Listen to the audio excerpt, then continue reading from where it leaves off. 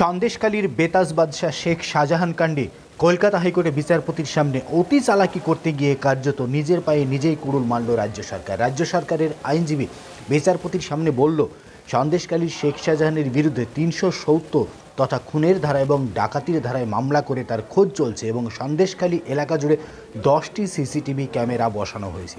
এই যুক্তি শোনার পরই সিবিআই সরাসরি রাজ্য পুলিশের বিরুদ্ধে তোপ দাগে। শেষমেশ সিবিআইয়ের আইনজীবী ঘটনাস্থলে উপস্থিত ছিলেন আজকে কলকাতা হাইকোর্টে, কারণ সিবিআইয়ের চারজন এসপি পদমর্যাদার আধিকারিককে ডাকার নির্দেশ দিয়েছিল কলকাতা হাইকোর্টের বিচারপতি। এই মামলা এবার সিবিআইয়ের হাতে যেতে পারে।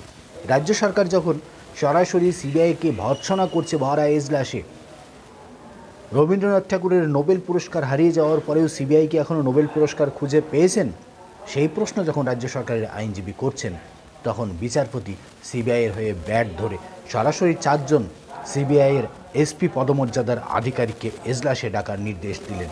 সেই 4জন আধিকারিকের মধ্যে যাকে যোগ্য মনে হবে তাকে এই শাহজাহান কাণ্ডে শেখ শাহজাহানের মামলা তার হাতে তুলে দেওয়ার নির্দেশ দিচ্ছেন বিচারপতি।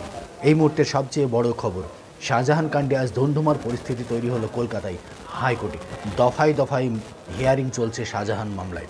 শাহজাহান মামলার শুনানিতে আজ ফের বিকেল 4টের পরেও হিয়ারিং রয়েছে এবং সেখানেই ফাইনাল রায়দান করতে পারে বিচারপতি। কিন্তু এই মুহূর্তে যা খবর, রাজ্য সরকার চালাকি করতে গিয়ে কার্যত সিবিআইকেই ডেকে আনল।